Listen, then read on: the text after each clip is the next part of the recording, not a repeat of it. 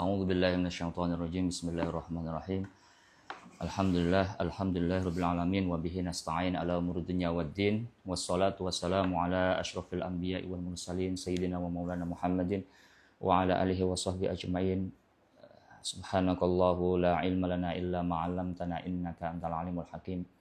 Rabbi shrah li sadri wa yassir li amri wahlul 'uqdatam min lisani yafqahu qawli. Rabbi zidna ilma warzuqna fahma. Allahumma anfa'na bima 'allamtana wa 'allimna ma yanfa'una warzuqna 'uluman tanfa'una fid din wad dunya wal akhirah. Teman-teman dan sahabat sekalian, Assalamualaikum warahmatullahi wabarakatuh. Alhamdulillah pada pagi hari ini kita bisa bertemu di ruangan virtual ini ya. Alhamdulillah pada pagi hari ini kita bisa bermajelis meskipun secara virtual. Mudah-mudahan ini tidak sedikit pun mengurangi kesungguhan, keberkahan yang akan kita terima, kesungguhan yang betul-betul akan kita lakukan bermajelis di ini ya, di Humayun dengan Zawiyah Institute. Mudah-mudahan kita semua dalam keadaan sehat walafiat, semoga selalu dinaungi ridhonya dan diberikan kemudahan dalam menjalankan tugas dan tanggung jawab ataupun juga amanah yang kita pikul ya. Salawat berserta salam tetap curahkan kepada baginda Nabi Muhammad SAW. Allahumma shalli ala Muhammad wa ala ali Muhammad.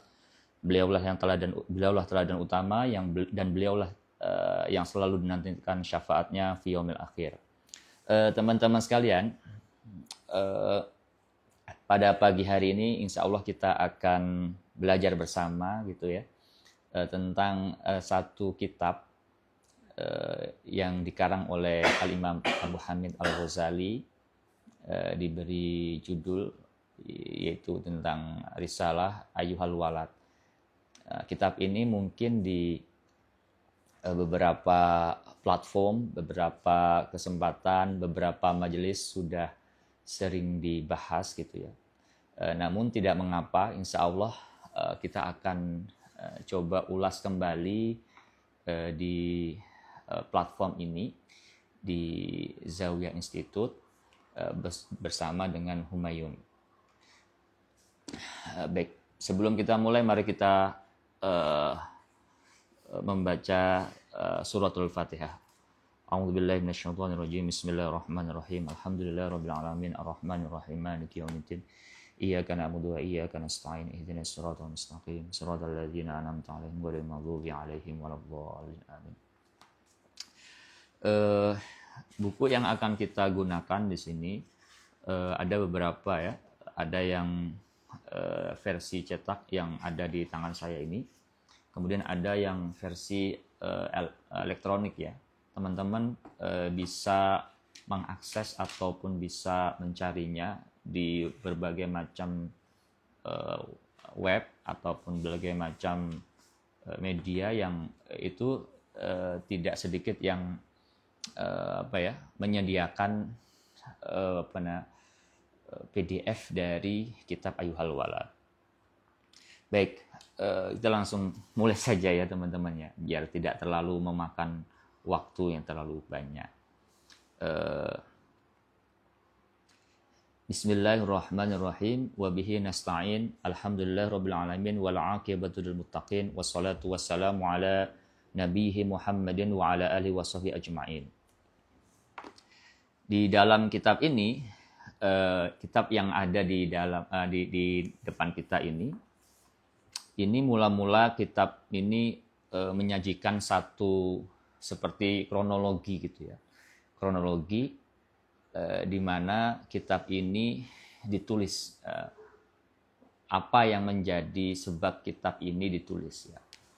Di sini disebutkan i'lam anna wahidan min at-talabatil mutaqaddimina lazima khidmatasy syaikhi al-imami Zainuddin Hujjatul Islami Abi Hamid Muhammad Ibnu Muhammad Al-Ghazali rahimahullahu. Jadi ada salah satu murid dari Imam Al-Ghazali yang di sini disebutkan lazimah khidmat asy-syaikh. Jadi betul-betul murid ini rajin ya. Rajin dan tekun gitu ya, mungkin kalau boleh disebut sekarang, tekun mengabdi, bermajelis ya kepada Imam Al-Ghazali. Washtaghala bitahsili wa qiraatil ilmi alaihi. Dan itu yang menariknya di situ, bermajelisnya itu betul-betul dalam rangka untuk mencari ilmu. Washtaghala bitahsil wa qiraatil ilmi. Jadi yang disibukkan di situ betul-betul untuk mendapatkan ilmu, bukan untuk tujuan lain. Jadi dari awal memang seorang murid ini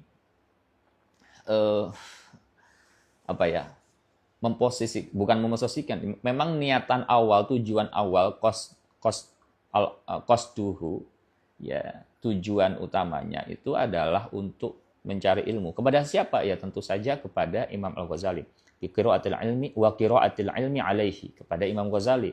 Hatta jama'a min daqaiqil ulumi. Kalau dalam kitab yang lain, hatta jama'a daqaiqal ulumi. Jadi tidak ada kata minnya di sini. Yang satu ya.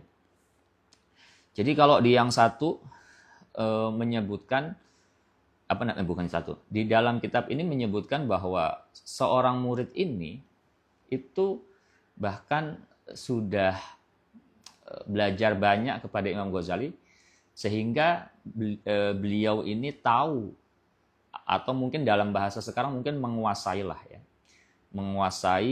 ilmu-ilmu yang diajarkan kepada beliau dari Imam Al-Ghazali. Bahkan hatta daqaiq, hatta hal-hal yang sifatnya itu detail, sifatnya itu spesifik. Jadi orang ini seorang murid ini mempelajari sesuatu dari Imam Ghazali itu bukan hanya hal-hal yang sifatnya global, hal-hal yang sifatnya itu dianggap yang menonjol dari Imam Ghazali mungkin ilmu kalamnya saja atau tasawufnya saja, tidak, tetapi pada hal-hal yang sifatnya detail. Bahkan kalau ketika mempelajari misalnya buku-buku yang dikarang oleh Imam Ghazali itu sampai mendetail sebetulnya. Kalau dalam mengikuti keterangan yang ada di kitab ini ya, hatta jama'a min daqaiqil ulumi wastakmala fadhailin nafs. Nah, ini yang paling menarik. Jadi selain beliau mempelajari ilmu-ilmu dari Imam Al-Ghazali, itu dalam satu sisi juga mempraktekkannya. Artinya ilmunya itu juga yuslih nafsahu. Jadi memperbaiki, memperindah akhlaknya. Jadi sehingga ilmu-ilmu yang dia pelajari itu tidak kosong, tidak hanya sekadar dia mampu untuk menjelaskan, dia mampu untuk menganalisa, kemudian menjelaskan ulang kepada teman-teman, kepada orang lain atau kepada siapapun. Bukan hanya itu, tetapi juga itu menjadi perhiasan yang menghiasi tingkah laku beliau. Artinya ilmu dan amalnya itu sinkron, gitu ya. Ilmu dan amalnya itu sinkron. Tsumma innahu tafakkara yauman fi hali nafsihi. Nah, pada suatu ketika seorang murid ini kemudian berpikir tentang keadaan dirinya. Jadi setelah orang ini memang belajar betul-betul kepada Imam Al-Ghazali, dan ini yang kadang itu perlu untuk kita highlight gitu ya. Jadi untuk belajar kepada seorang guru, syekh, itu memang betul-betul harus tabah, sabar, mencatat mungkin. kemudian membuat resum, membuat analisa dan seterusnya kalau mungkin dibahasakan hari ini gitu ya. Tapi lagi-lagi apa yang dia catat, apa yang kemudian dia pelajari itu menghiasi dirinya, dan kemudian itu berimplikasi ternyata. Setelah mencatat, mempelajari, kemudian mengaplikasikan, mengimplementasikan apa yang dia pelajari di dalam kehidupan, di dalam akhlaknya, dalam tingkah lakunya, dalam cara berpikirnya, dalam cara berbicaranya, dalam tingkah lakunya, kemudian membawa beliau kepada satu pikiran, berpikir di antara ilmu yang dipelajari sekian banyak itu, kemudian mana sih yang sebetulnya itu berdampak pada dirinya yang paling utama. Wa khatara ala balihi faqala, dan kemudian terbesit di dalam dirinya, kemudian berkata, inni qara'tu anwa'an minal ulumi. Aku ini sebetulnya sudah mempelajari sekian banyak dari Syekh itu ilmu-ilmu gitu ya. Jadi ilmu-ilmu yang mulai dari dasar sampai kemudian dianggap itu paling advance gitu ya. Wasarraftu ray'ana umri ala ta'allumiha wa jam'iha. Kemudian aku telah mencurahkan segala hidupku, umurku untuk mempelajarinya dan kemudian jam'iha, maksudnya itu untuk menguasainya. Artinya betul-betul seorang murid ini gigih, giat, sungguh-sungguh mempelajari ilmu yang diajarkan oleh Imam Ghazali kepada beliau, ditulis, kemudian betul-betul dipelajari. Kalau tidak paham pasti tentu saja akan ditanyakan. Dan kemudian sampai kemudian menguasainya. Wal ana yambaghi an a'lama ayu naw'iha yanfa'uni ghadan. Dan beliau kemudian mengatakan, seorang murid ini, sekarang aku perlu tahu mana di antara ilmu-ilmu itu yang kemudian akan bermanfaat bagi diriku, bukan hanya di dalam kehidupan yang sekarang, tetapi yang lebih utama adalah nanti. Tentu saja yang dimaksud nanti di situ adalah ketika beliau sudah wafat, ketika nanti di padang mahsyar, ketika dihisab. Jadi orientasi di sini menarik sekali. Jadi orientasi, tujuan utama, kemudian misi utama orang itu mencari ilmu, ini gambarannya. Jadi ini seolah-olah itu mengajarkan kepada kita, kepada orang lain gitu ya.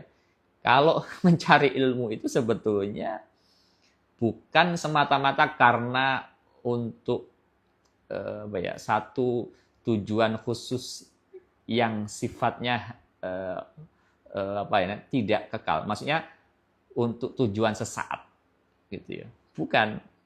Mungkin kalau dalam bahasa sekarang, mohon maaf sebelumnya, mungkin hanya untuk mendapatkan jabatan, gelar gitu ya.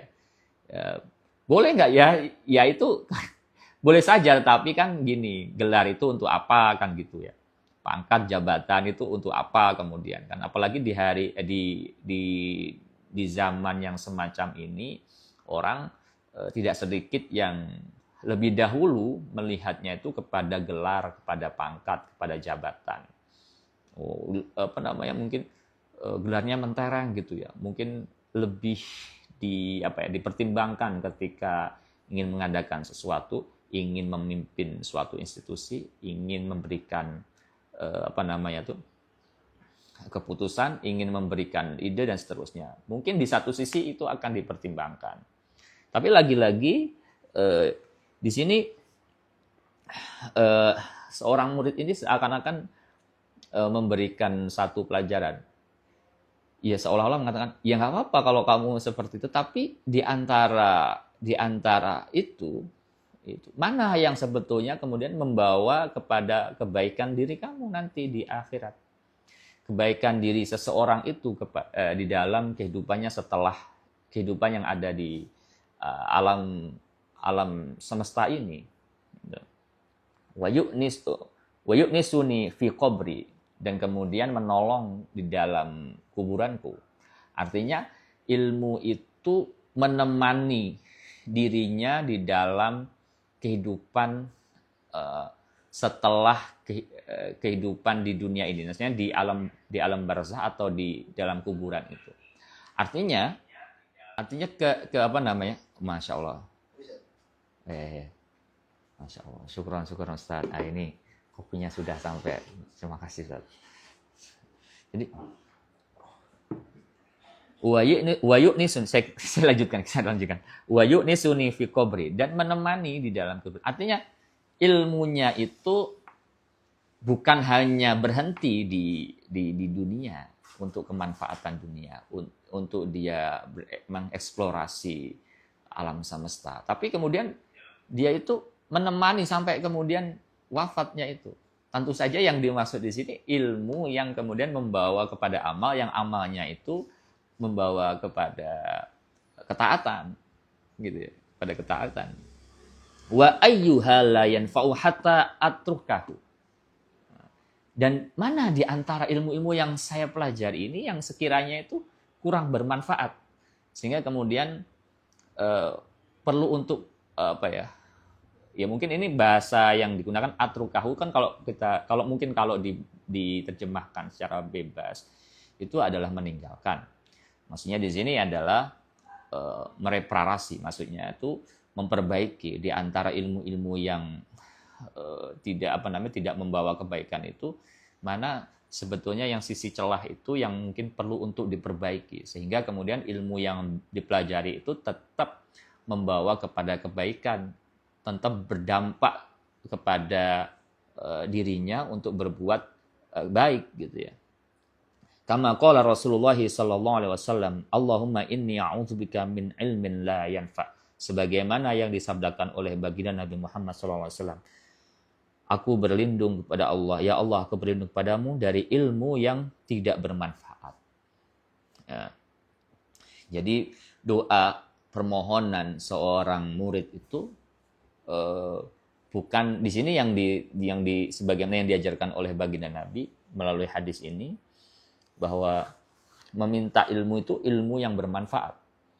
Bukan ilmu yang pertama yang diminta itu bukan ilmu yang banyak, ya, tapi ilmu yang bermanfaat. Ya. Banyak yang bermanfaat bagaimana? Ya bagus.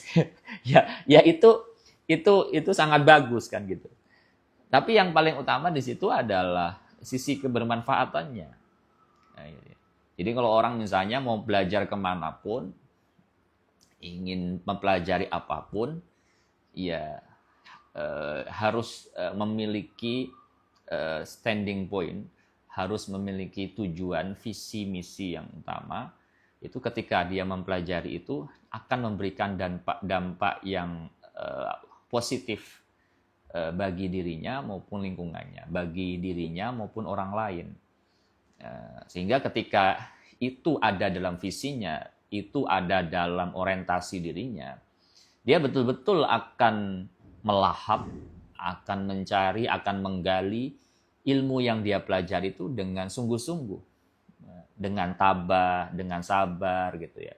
Mau untuk capek-capek membuka karya ini, karya itu, mungkin kalau zaman sekarang gitu membuka jurnal-jurnal gitu ya, membuka referensi-referensi, membuat analisa. Kalau dalam sains mungkin ya seperti apa ya, eksplorasi, eksperimen gitu ya.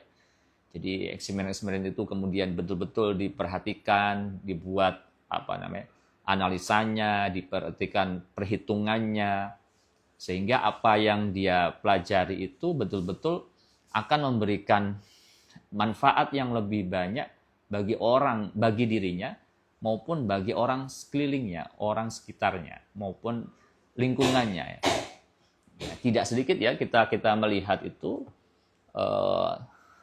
teman-teman yang belajar di beberapa tempat gitu ya, mau di luar negeri maupun di dalam negeri gitu ya.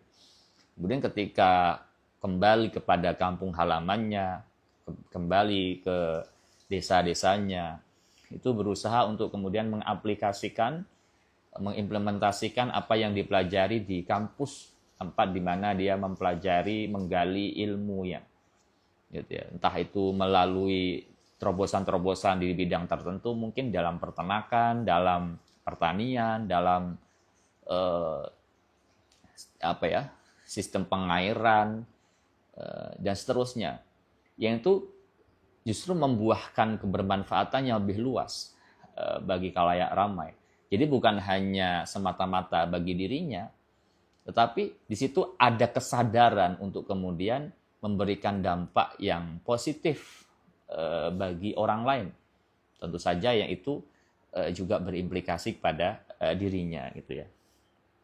Nah, fastamarrat lahu hadhil fikratu hatta kataba ila hadrati syekhi hujjatil islami Muhammad al-Ghazali rahimahullahu istifta'an. Kemudian pikiran yang tadi itu, pikiran tentang apa sih, ilmu apa yang sekiranya yang saya pelajari ini betul-betul bermanfaat, dan mana yang diantara ilmu itu yang kurang bermanfaat, yang perlu untuk diperbaiki. Pikiran ini, ide ini selalu teriang-iang gitu ya, mungkin bahasa sekarang, selalu mengelilingi kehidupan dirinya. Sampai kemudian di suatu hari beliau ini menuliskan sepucuk surat, gitu ya. Kalau sepucuk surat kepada Imam Al-Ghazali, istifta'an. Istifta itu kalau bahasa yang digunakan di sini seperti bahasa fikih atau ya ijtihad gitu ya. Tapi maksudnya di situ adalah thalabun nasihah, meminta diberikan nasihat. Kepada siapa? Kepada tentu saja kepada gurunya. Nah, ini yang mungkin tradisi ini mungkin yang agaknya itu sangat jarang. Agaknya, saya katakan agaknya. Karena beberapa waktu kita juga tidak sedikit menyaksikan beberapa teman-teman itu ya datang kepada gurunya untuk meminta nasihat, diberikan nasihat. Nah, ini sama. Tapi ini berupa kalau seorang murid ini yang diajar oleh Imam Ghazali ini memintanya dalam bentuk tulisan. Wasa'ala anhu masaila wal tamasa minhu nasihatan wa du'aan. Dan kemudian di dalam surat itu, di dalam risalah itu, di dalam surat itu, beliau mencantumkan beberapa macam pertanyaan dan kemudian memohon dari beliau, dari Imam Al-Ghazali, untuk memberikan nasihat, berikut juga doa. Jadi yang diminta itu bukan hanya soal menjawab pertanyaan, tapi juga doa. Ini yang penting gitu ya. Jadi memintanya itu bukan soal hajat intelektualnya, bukan soal hajat keperluan, kebutuhan jiwanya saja, yang notabene yang dimaksud di situ adalah hajat untuk menjawab pertanyaan-pertanyaannya, tapi juga diimbangi, diikuti, dibersamai dengan doa. Doa dari siapa? Dari Imam Ghazali tentu saja, dari gurunya. Qala wa in kana musannafatu syekh kal ihya'i wa ghairihi tashtamilu ala jawabi masaili. Kemudian kemudian seorang murid ini berkata, meskipun sejumlah karya-karya syekh, karya-karya Imam Ghazali seperti Ihya dan yang semacam dan yang semisal itu mungkin akan menjawab pertanyaan-pertanyaan yang kami lampirkan di dalam surat ini, lakin maksudi an yaktuba syekhu hajati fi waraqatin takunu ma'i muddata hayati.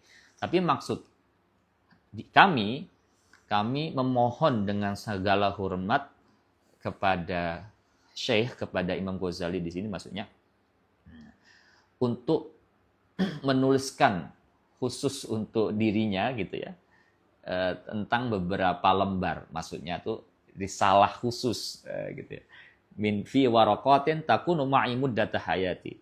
Jadi risalah ini mungkin yang akan membersamai, mengiringi, menjadi pengingat, menjadi teman dalam hidupnya setelah ini, gitu ya.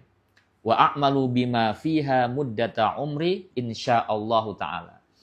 Dan dengan risalah itu kami akan berusaha semampu kami untuk mengamalkannya di umur kami yang tersisa, gitu ya. Jadi harapan dari seorang murid ini untuk pada Imam Ghazali itu untuk menuliskan satu risalah khusus bagi dirinya, yang mana risalah khusus itu berisi jawaban-jawaban atas pertanyaan yang dimohonkan kepada beliau, ya. Yang kemudian dari jawaban-jawaban itu diharapkan gitu seorang murid ini bisa mengimplementasikan, bisa mengamalkan, bisa menjaga untuk diamalkan di dalam kehidupannya selepas beliau sudah sudah tidak bersama dengan Syekh Imam Ghazali, gitu ya. Fakataba Syekhu hadhihi risalata fi jawabhi. Kemudian Imam Ghazali itu menulis sepucuk surat jawaban, atau bahasa kita mungkin risalah, kitab tentang pertanyaan-pertanyaan yang diajukan tadi itu. Qala al-mu'allifu rahimahullah wa nafa'ana bi ulumihi wa asrarihi fi daraini. Kata Imam Al-Ghazali, bismillahirrahmanirrahim, dengan menyebut nama Allah, Maha Pengasih lagi Maha Penyayang. I'lam ayyuhal waladu wal muhibbu al-azizu. Ketahuilah wahai muridku yang tersayang, wahai muridku yang terkasih. Jadi, atau wahai anakku yang tersayang, wahai anakku yang terkasih, gitu ya. Jadi melihat muridnya itu sebagai bagian dari kehidupannya, yaitu sebagai anak. Jadi itu mengharapkan murid itu mewarisi apa yang menjadi miliknya, sehingga kemudian dianggap sebagai bagian dari kehidupan dirinya, yaitu sebagai anaknya. Tentu saja kalau dimensinya itu adalah anak ke bapak misalnya, itu lebih dekat, lebih lebih intim, lebih hangat, gitu ya. Jadi sangat dianggap muridnya itu bagian dari keluarganya. Ketika itu dianggap bagian dari keluarganya, tentu saja mengharapkan kebaikan untuk keluarganya. Mana ada orang itu mengharapkan keburukan untuk keluarganya, tentu saja. Yang ada itu adalah orang itu mengharapkan kebaikan untuk keluarganya. Nah, apalagi ini kepada anaknya, kepada anaknya. Ya. Di situ wilayahnya lebih dekat lagi, sehingga kebaikan-kebaikan yang akan disalurkan kepada anaknya itu betul-betul dipilihkan yang paling utama, paling prima, dan disesuaikan dengan kapasitas anaknya. Gitu. Atallahu baqa'aka bi ta'atihi. Dan Imam Ghazali memulai risalah itu dengan mendoakan. Atallahu baqa'aka fi ta'ati. Jadi semoga Allah memanjangkan umur Muna, gitu ya, di dalam ketaatan. Jadi konsepsi dari umur itu adalah diharapkan dalam ketaatan. Jadi kalau umurnya dipanjangkan itu ya dipanjangkan dalam ketaatan, bukan sebaliknya, gitu ya. Jadi dimensi ketaatan di situ mengikat daripada umur. Jadi kalau ada misalnya teman atau saudara atau kerabat, gitu ya, yang mungkin hari ini disebut dengan ulang tahun, gitu ya. Nah, mungkin ini Imam Ghazali ingin mengajarkan bahwa di antara doa yang selayaknya kalau memang itu harus diucapkan gitu. Kalau sekarang kan memang tidak sedikit yang memiliki tradisi seperti itu. Meskipun sebagian teman-teman kita memang tidak mengikuti itu gitu ya, tidak mengikuti itu. Tapi ala kulli hal yang ingin ditekankan adalah ketika itu ingin memberikan apresiasi, memberikan harapan, memberikan doa, itu di antara doanya selain kita mengingat barakallahu fi umrik, semoga Allah menambahkan keberkahan, memberikan keberkahan dalam umurmu, tetapi di antaranya Imam Ghazali juga mengajarkan, seolah mengajarkan bahwa umur seseorang itu mestinya curahkan, digunakan dalam ketaatan. Dan ketaatan di sini sangat luas sekali. Karena juga namanya ibadah itu kan juga kata Ibnu Taimiyah yang hari ini sering dikutip, ya, sering diomongkan di beberapa platform gitu ya. Kata beliau, ismun jami'un likulli ma yuhibbullah wa yardahu. Jadi ibadah itu adalah istilah yang mengumpulkan dari tentang perkataan, perbuatan yang mana itu membawa ridho dan kecintaan Allah atas seorang hamba itu ketika mengerjakan sesuatu itu. Dohiron wa batinan. Jadi baik secara zahir, baik secara fisik dikerjakan maupun secara batin. Gitu ya. Jadi kalau umur diimplementasikan dalam ketaatan itu betapa indahnya itu ya. Ketika dia bisa mengerjakan sesuatu itu, tetapi nilainya, tetapi value-nya, tetapi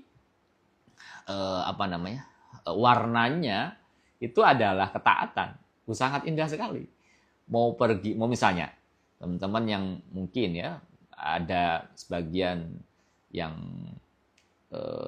bekerja di jalan, misalnya sopir, ojol, ataupun yang setiap saat itu pulang pergi siang malam itu bekerja itu, kalau memang dimensinya diantaranya untuk memberikan nafkah kepada keluarga, menghindarkan diri dari meminta-minta, kemudian di situ ada dimensi syukur karena Allah memberikan kenikmatan, kesehatan, kenikmatan umur gitu ya, sehingga menghindari untuk menghinakan diri dengan meminta-minta ya.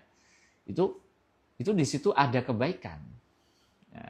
Atau bahkan kalau dia sebagai kepala keluarga, sebagai seorang ayah gitu ya, dengan niatan untuk memberikan nafkah kepada atas keluarganya, di situ ada nilai jihad, di situ ada nilai kebaikan yang akan diterima, dan di situ ada disebut dengan ibadah juga. Jadi ketaatan ibadah di situ sangat luas sekali. Ya, bagi seorang pelajar misalnya dengan sungguh-sungguh dia membaca buku, menganalisa, kemudian mempelajari ilmu ini, tentu di situ tentu saja ada kebaikan. Ada dimensi ibadah, ada nilai pahala yang akan dia terima. Ya. Ya. Wasalaka bika sabila ahibbaihi. Nah, ketaatan di situ kemudian diikat oleh Imam Ghazali dengan harapan ketika engkau menjalankan itu, mengikuti apa yang menjadi tuntunan, apa yang sudah dicontohkan oleh kekasihnya. Siapa? Ya, baginda Nabi. Jadi ketika ibadah itu diajarkan oleh Nabi, kemudian dianjurkan oleh Nabi dan kemudian diikuti. Nah, di situ kemudian ada nilai ibadah. Gitu ya. Wasalaka bika sabila ahibbahi anna mansyuran nasihati yuktabu min ma'dinir risalati alaihi salatu wassalam. In kana qad balaghaka minhu nasihatun fa ayu hajatin laka fi nasihati. Kalau seandainya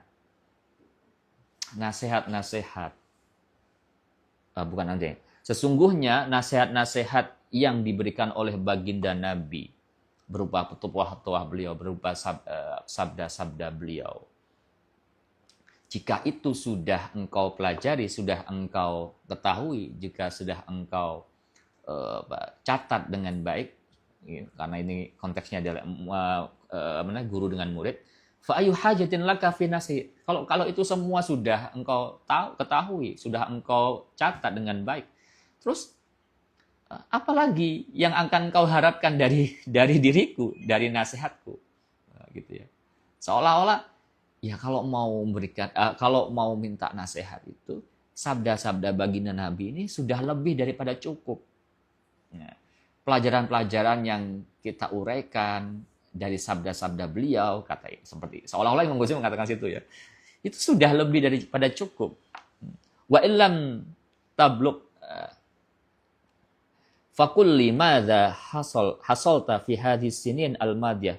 Tapi kalau seandainya itu juga tidak mencukupi apa yang menjadi hajatmu, seandainya itu tidak engkau tangkap dari apa yang dipesan oleh baginda Nabi yang selama ini kita belajar bersama, kata Imam Ghazali, maka katakan kepadaku, maka tunjukkan kepadaku. Istilahnya sekarang curhatlah gitu loh maksudnya. Curhatlah.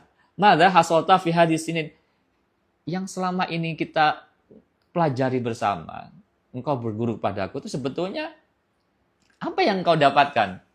Ini ungkapan ini bukan seperti mengejek gitu ya, atau menunjukkan bahwa kok mungkin dalam tanda kutipnya, mungkin zaman sekarang, mungkin bukan zaman sekarang ya, mungkin sebagian orang mengatakan mungkin ini kok bodoh banget. Wah, bukan seperti itu. Ini seolah ingin mengatakan bahwa selama ini kamu belajar itu sebenarnya dapat apa? Di situ bukan ungkapan mengejek atau bukan ungkapan yang merendahkan, bukan. Tapi seolah-olah itu sebetulnya justru memberikan kesan sebetulnya sudah lebih daripada cukup yang engkau pelajari itu dari apa yang sudah saya tulis, yang kita sudah pelajari bersama. Seolah-olah beliau ingin mengatakan gitu. Ayuhal walad min jumlati ma nasaha bihi Rasulullah sallallahu alaihi wasallam ummatahu qauluhu alamatu i'radillahi 'anil 'abdi istighaluhu bima la ya'nihi. Wahai anakku, dari jumlah nasihat, dari sekumpulan nasihat yang diberikan oleh baginda Nabi Muhammad kepada umatnya, yang paling utama diantaranya adalah alamatu i'radillahi 'anil 'abdi, tanda-tanda Allah itu mulai berpaling dari hambanya, istighaluhu bima la ya'ni, ketika hamba itu mulai berpaling, ketika seorang hamba itu mulai enggan, mulai menjauh, mulai tidak nyaman, mulai bosan dari ketaatan kepada Allah untuk mengerjakan hal-hal yang semestinya tidak dikerjakan. Maksudnya bagaimana? Tidak dikerjakan hal-hal yang mestinya itu tidak sesuai sebagaimana tujuan awal penciptaan. Gitu ya. Artinya dia meluangkan waktu, meluangkan tenaga, pikiran, daya, kekuatan, mungkin kalau zaman sekarang harta, benda, jabatan, terus apa lagi, karir. Mungkin kalau sekarang kan karir intelektual saya pertaruhkan, karir politik saya pertaruhkan untuk ini. Kalau itu untuk kebaikan, oke lah. Tapi kalau itu malah ya'nihi, tapi kalau itu tidak sesuai dengan tujuan awal penciptaan, itu kata baginda Nabi sebagaimana yang dikutip oleh Imam Al-Ghazali, itu berarti tandanya kalau Allah membiarkan seperti itu, berarti tandanya Allah sudah mulai berpaling dari hambanya. Kalau hamba itu mulai ditinggalkan oleh penciptanya, dalam arti sudah tidak diberikan perhatian utama, sudah tidak lagi mendapatkan cinta dan ridhonya, apalagi yang mau diharapkan? Kekuatan apa yang bisa menggantikan? Gak ada. Kalau cinta Tuhan gitu sudah tidak didapatkan. Kalau kasih sayang Tuhan sudah mulai hilang dari diri seorang itu. Kalau ridhonya sudah mulai dicabut, lalu apa lagi yang mau diharapkan? Kekuatan mana yang akan menjadi dukungannya? Kalau dekengane pusat, kalau bahasa sekarang dekengane pusat. Kalau pusat itu sudah, maksudnya tuh Allah di sini sudah tidak memberi dukungan, sudah tidak memberikan ridhonya. Ya, manusia tidak ada apa-apanya lagi, tidak ada nilainya lagi. Apa yang mau diharapkan? Kekuatan apapun tidak akan bisa memberikan jaminan. Mau harta, mau pangkat, mau jabatan, mau karir, mungkin bahkan dikatakan dia seorang saintis yang ilmunya yang wah gitu ya, yang menumpuk-numpuk, logikanya sangat tajam dan seterusnya. Tapi kalau di situ tidak ada keridhaan Allah, tidak ada kecintaan Allah pada dirinya, tidak ada rahmat Allah pada dirinya, apa yang mau diharapkan? Gitu ya. Jadi seorang itu atas dirinya, gitu. Seorang itu atas dirinya, apa yang mau diharapkan? Tidak ada. Dan tidak ada juga yang orang yang tidak ada satu kekuatan pun yang dapat kemudian membantunya. Wa in namro'atan. Kalau di sini wa ini mero'atan ya. Wa in namro'an zahabat sa'atun min umrihi min ghairi ma khuliqalahu la jadirun an tatula alaihi hasratahu. Sesungguhnya ketika seseorang itu kehilangan satu waktu dari umurnya, kalau mungkin lebih detailkan agak radikal dikit gitu ya, itu 1 detik dari ilmunya yang itu tidak digunakan, tidak dimanfaatkan sebagaimana tujuan awal diciptakan seseorang itu, maka selayaknya, seyogyanya, wajarnya, kalau bahasa mungkin, ya wajarnya harusnya tuh dia ngeh gitu, sadarnya harusnya itu, orang itu harusnya itu menyesal, antatula alaihi hasrotahu. Kenapa? Karena umur itu kan akan ditanya juga.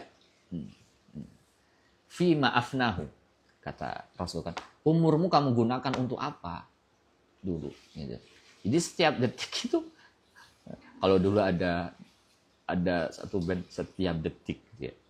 Setiap detik ada lagu namanya Setiap Detik. Nah, setiap detiknya itu, setiap waktunya itu digunakan untuk apa? Kalau digunakan fi ghairi ma khuliqalahu, maka itu menjadi masalah. Tapi kalau digunakan fi ma khuliqalahu, digunakan sebagaimana tujuan desain awal itu diciptakan, ya tentu saja kalau ngomongkan desain awal sangat jelas dan sering dikutip oleh beberapa asatidz, beberapa penceramah, beberapa dosen, beberapa teman gitu ya. Wa ma khalaqtul jinna wal insa illa liya'budun, dan aku tidak, kata Al-Qur'an, dan aku tidak ciptakan jin dan manusia kecuali untuk menyembah kepadaku, kecuali untuk beribadah kepadaku. Artinya desain awal, tujuan awal dari awal, legalitas kalau boleh dikatakan ya. Legalitas seorang makhluk itu hidup, legalnya itu ya beribadah. Jadi kalau tidak beribadah berarti itu ilegal kalau bahasa sekarang kan gitu. Ilegal, legal dan ilegal. Artinya resminya ya, sebagai makhluk hidup, resmi menjadi makhluk hidup itu sebagai seorang manusia, resminya menjadi manusia itu ya beribadah. Berarti kalau meninggalkan itu ya kebalikannya berarti tidak resmi. Jadi bagaimana tidak resmi menjadi manusia itu? Yes, nanti bisa ditafsirkan sendiri. Jadi sebagai apa kan gitu. Wa man jawazal arba'in walam yaghlib khairuhu ala syarhi falyatajahhaz ilan nari. Dan barang siapa yang umurnya lebih dari 40 walam yaghlib khairuhu ala syarhi, dan kemudian kebaikannya itu tidak lebih banyak daripada keburukan yang dia kerjakan, kata baginda Nabi, fayatajahhaz ilan nar, maka dia harus bersiap-siap untuk masuk neraka. Ini seperti peringatan gitu ya. Karena memang umur kan orang sudah ditentukan. Ya, tidak ada patokan yang khusus gitu ya.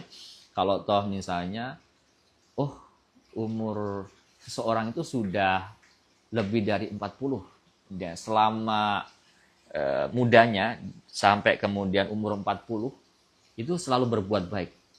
Berarti sekarang boleh dong berbuat sirir, berbuat dalam arti maksiat itu. Bukan seperti itu maksudnya. Ini seperti peringatan gitu ya. Jadi rata-rata kan kalau kita mengikuti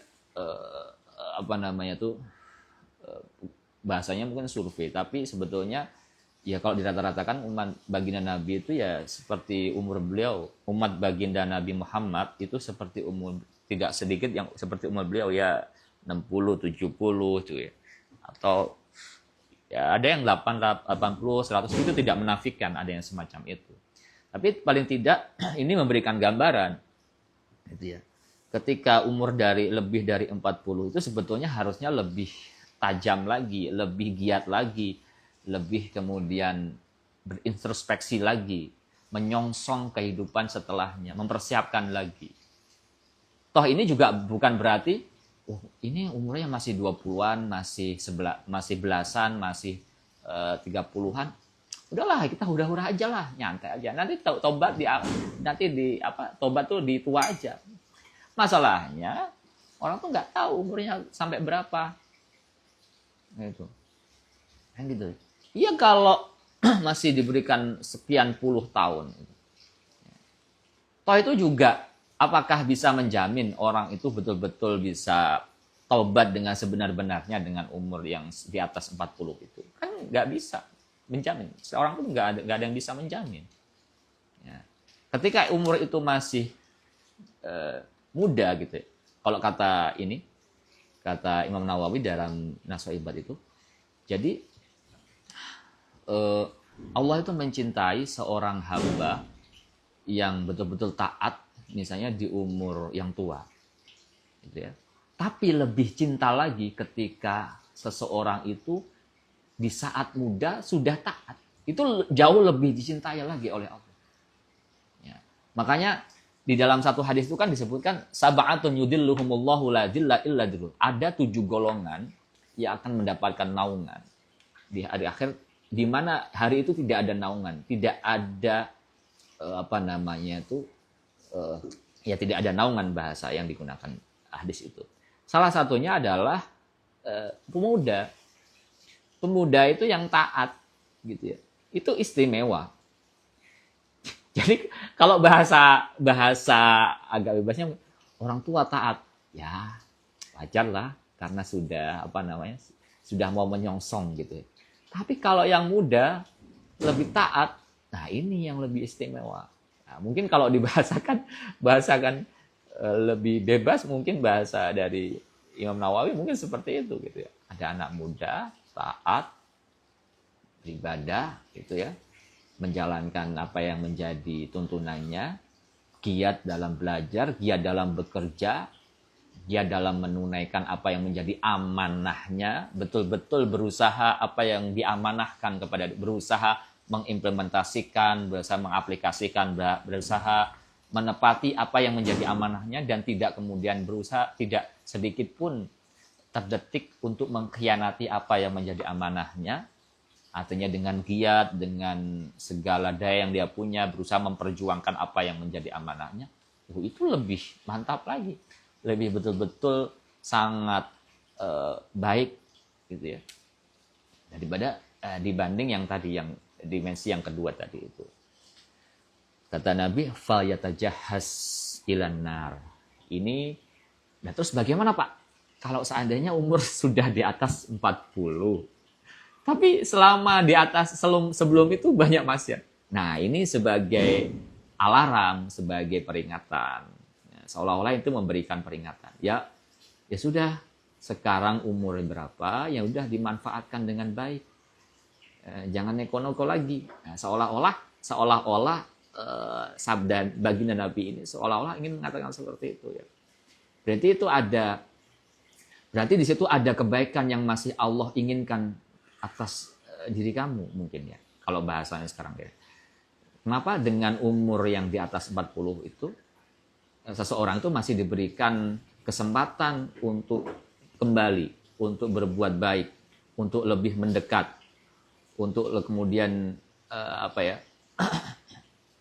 lebih memperbaiki diri, untuk introspeksi diri, sehingga kemudian umurnya itu betul-betul digunakan waktu, kesempatan, nikmatan yang sudah diberikan itu, yang sudah diamanahkan itu dioptimalkan untuk sebuah kebaikan, gitu ya.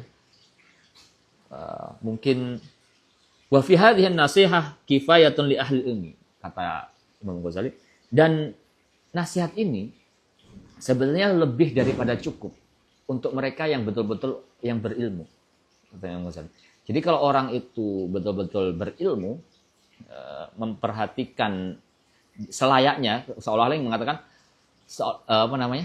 hal ini seolah-olah itu memberikan gambaran orang berilmu itu sudah lebih daripada cukup ketika diberikan nasihat semacam ini, diberikan petuah seperti ini. Kenapa? Karena dengan kualitas ilmu yang dia miliki, kualitas analisa yang dia punya, cara berpikir yang dia punya, itu lebih daripada cukup model-model ataupun sabda yang semacam ini, peringatan semacam ini. Karena ketika orang itu betul-betul berilmu, dia tentu saja akan berpikir apa yang dikerjakan sekarang berimplikasi terhadap apa yang sesudahnya. Normalnya kan seperti itu dia berpikirnya, bukan hanya soal sekarang dikerjakan yang sudah nggak ada pikiran setelahnya itu apa implikasinya. Enggak, kalau orang berilmu tentu saja akan memikirkan apa yang sesudahnya itu akan terjadi. Dan memang seperti itu kan, kalau ngomongkan sains gitu ya, orang saintis itu kan selalu memprediksi ketika ini terjadi seperti ini, ketika ini dikumpulkan dengan semacam ini, ketika ini bertemu dengan ini, apa implikasinya sesudahnya? Apa yang akan terjadi sesudahnya? Nah, kalau orang berilmu dalam sisi ini, tentu saja dia akan memperhatikan memikirkan kalau sekarang ini dia hula-hula ataupun kemudian hura-hura dan berbuat yang tidak semestinya, apa implikasinya sesudahnya? Kalau umur sekian, kemudian kok masih semacam ini, apa implikasi sesudahnya? Kan gitu ya. Karena kalau bagi orang berilmu tentu saja itu lebih daripada cukup nasihat ini gitu ya. Baik, mungkin waktunya ini karena waktu kita sangat mepet. Karena mepet di sini mungkin karena memang media kita yang mungkin dalam waktu kesempatan ini belum bisa mendukung lebih daripada 1 jam ya teman-teman ya. Jadi mungkin teman-teman bisa memberikan dukungan untuk kemudian bisa share, bisa follow, sehingga nanti ini media kita ini bisa lebih daripada 1 jam. Dan ini apakah ada pertanyaan? Kalau tidak ada, nanti kita akan sudahi gitu ya. Jadi kalau saya cek dulu di beberapa komentar yang sudah masuk gitu ya. Baik, sepertinya di layar saya ini sini tidak ada. Dan mudah-mudahan apa yang kita pelajari hari ini betul-betul bermanfaat gitu ya, dan dicatat sebagai bagian amal ibadah kita. Dan ini tentu saja yang paling mendapatkan nasihat adalah saya sendiri sebetulnya, yang membaca kemudian mendengarkan lebih dahulu dari apa yang dilontarkan oleh lisan ini daripada teman-teman sekalian gitu ya. Dan mudah-mudahan apa yang dituliskan ini istiqomah kita bisa pelajari di kesempatan-kesempatan berikutnya.